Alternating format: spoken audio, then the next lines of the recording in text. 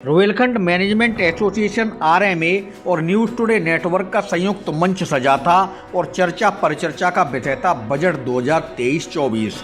बरेली के रोटरी भवन में उद्योग, कारोबार, पत्रकारिता की नामी हस्तियों के साथ रोहिलखंड के प्रमुख चार्टर्ड अकाउंटेंट जुटे तो सबके सब दिग्गज बजट की अपनी अपनी तरीके से गुणदोष के आधार पर मीमांसा करते नजर आए। परिचर्चा का सार अगर देखें तो बजट को चुनावी साल होते हुए भी राजनीति से परे माना जा रहा है। बजट ऐसा जिसमें अगले 25 वर्ष का विजन है। बजट ऐसा जिसमें मध्यम वर्ग एवं सीनियर सिटीजन को राहत, महिलाओं का सम्मान के साथ आयात घटाने और निर्यात बढ़ाने के अलावा विकास, इंफ्रास्ट्रक्चर, एग्रीकल्चर, इंडस्ट्री, कारोबार सेक्टर की मजबूती पर विशेष फोकस किया गया है। वक्ताओं ने कहा कि मोदी सरकार के सक्षम भारत का विजन बजट में साफ दिखाई देता है। पाकिस्तान, श्रीलंका जैसे देश जिन्होंने भारत के समय में स्वतंत्रता का सूरज उगते देखा, उनका असर आज देखा जा सकता है। भारत सरकार आंतरिक सुरक्षा पर जितना काम कर रही है, उतनी ही तैयारी सीमाओं की रक्षा के लिए भी कर रही है। पूरी दुनिया में आज भारत का डंका बज रहा है। इस बदलाव की वजह मजबूत इरादे वाले पीएम मोदी की लीडरशिप है। जब लीडरशिप के लिए देश एवं राज्य सर्वोपरि होते हैं तो अच्छे परिणाम आने से कोई नहीं रोक सकता।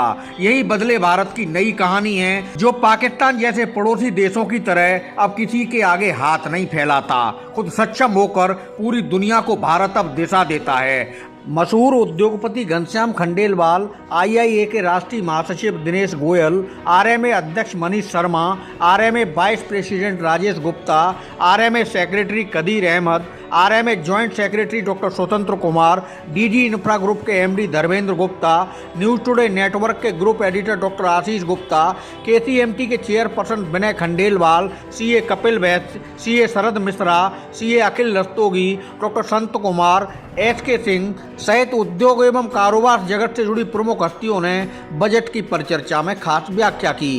कार्यक्रम का संचालन डॉक्टर नीरज सक्सेना ने किया।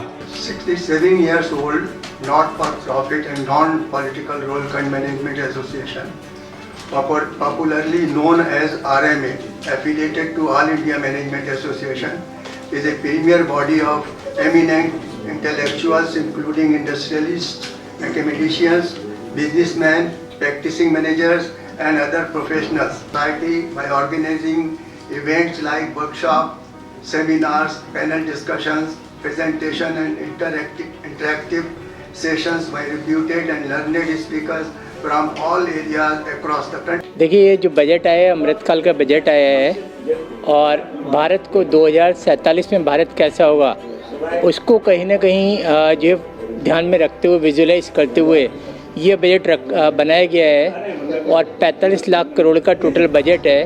और इस बजट के जरिए गवर्नमेंट ने कोई ऐसा शायद क्षेत्र नहीं है जिसको अछूता छोड़ा हो। सीमांत क्षेत्र में मैनग्रोव जो वन है उनको लगाने से लेकर शिक्षा के क्षेत्र में, और उसमें भी परिवर्तन करा है। हर बार जब हम देखते थे IIT की बात होती थी, अब उन्होंने महसूस करा है कि मिलेट्स के इंस्टीट्यूट की ज़रूरत है, आर्टिफिशियल इंटेलिजेंस पर ट्रेनिंग की ज़रूरत है, रोबोटिक्स पर ट्रेनिंग की ज़रूरत है, कोडिंग पर ट्रेनिंग की ज़रूरत है, 3D प्रिंटिंग पर कोडिंग की ज़रूरत है, बदलते भारत की ज़रूरत है। उन्होंने उसके ऊपर ज़रूरत की है। उन्होंने ये इस बात को भी समझा कि नए दौर में जो नए शिक्षक हैं, नई स्किल्स से लेस शिक्षक चाहिए। उन्होंने उसके लिए भी जो है बात करने की कोशिश की है और उसकी जिम्मेदारी उन्होंने डाइट को दी है। ऑलरेडी एक इंफ्रास्ट्रक्चर गवर्नमेंट के पास है, तो लगातार उन्होंने प्रयास किया है कि जो हमारा जो डेवलपमेंट है, भारत का विकास, वो किस तरह से हो। और उसी सब पे हमने आज चर्चा करने का प्रयास करा और जितने भी CAs थे या इंडस्ट्रियलिस्ट थे, उन सब ने एक तरफ से ये माना कि सरकार का जो नीयत और नीतियां हैं वो भारत को आगे ले जाने वाली हैं। और निश्चित तौर पे ये बजट के अगर हम इम्प्लीमेंट कर पाते हैं और गवर्नमेंट सक्षम है, लोग आपस में साथ मिलकर आगे बढ़ते हैं, तो 5 ट्रिलियन इकोनॉमी से कहीं आगे बढ़कर जो भारत की पर कैपिटा इनकम अभी कहीं $2200 के आसपास है, उससे कहीं 4 गुनी 5 गुनी जब बढ़ पाएगी, तब वास्तव में हम human development index, happiness index, इन सब की जो बातें कर रहे हैं वो सब पे हम पहुंच पाएंगे। और बजट का जहाँ तक सवाल है, तो जैसे ऑनरेबल घनश्याम खंडेलवाल जी ने आपको बताया कि विजन देखना बहुत महत्वपूर्ण है। और विजन की बात जब हम करें तो देखिए हमारा जो सबसे बड़े पेन पॉइंट्स हैं इंडिया के एज अ कंट्री, सबसे बड़ा पेन पॉइंट है एनर्जी का इंपोर्ट।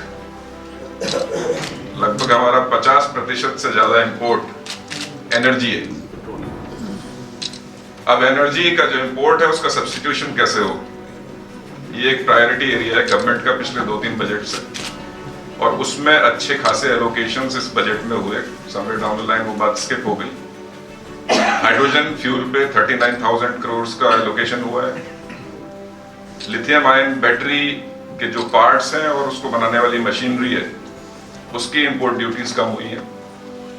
तो कहीं ना कहीं ये कोशिश की जा रही है कि जो हम पेट्रोल और क्रूड ऑयल और कोक को यूज करते हैं इंपोर्टेड, उसका सब्स्टिट्यूशन हो जाए, बैटरी से हो जाए।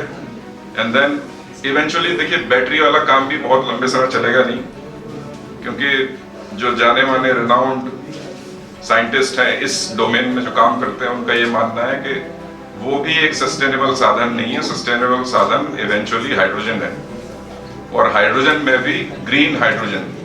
तो ग्रीन हाइड्रोजन में बड़े इन्वेस्टमेंट कमिटमेंट्स पिछले कुछ सालों में हमारे बड़े बड़े इंडस्ट्रियलिस्ट जो हैं उनके द्वारा किए गए हैं। अदानी जी ने भी बड़े बड़े कमिटमेंट्स किए, अभी थोड़ी परेशानी में है वो आजकल, बट मैसिव कमिटमेंट्स हैं ग्रीन हाइड्रोजन पे। और ग्रीन हाइड्रोजन वो हाइड्रोजन होती है जिसे आप अल्टरनेटिव एनर्जी के सोर्सेस को इस्तेमाल करके बनाते हैं। अदरवाइज बाकी अगर आप दूसरे ईंधन का इस्तेमाल कर रहे हैं उसमें नेचुरल गैस का या पेट्रोलियम का, तो वो ग्रे और ब्लू हो जाती है। बट अगर आप अल्टरनेट एनर्जी का इस्तेमाल करते हैं तो ग्रीन हाइड्रोजन होती है। तो एनर्जी हमारा बड़ा पेन पॉइंट है, वो गवर्नमेंट का फोकस है कहीं ना कहीं। आरएमए की तरफ से बहुत बहुत हार्दिक स्वागत करता हूँ। मैं समझता हूँ कि हमारे बीच जो विभूतियाँ हैं, कपिल वैश्य जी बरेली के अपने जाने माने हमारे सीए महोदय हैं, और राष्ट्रीय अध्यक्ष आईएए श्री नीरज जी, उनके विषय में ज़्यादा कुछ बताऊं ये मुझे ठीक नहीं लगेगा। बीच में वेलकम करूंगा हमारे बड़े भाई घनश्याम खंडेलवाल जी हमारे बीच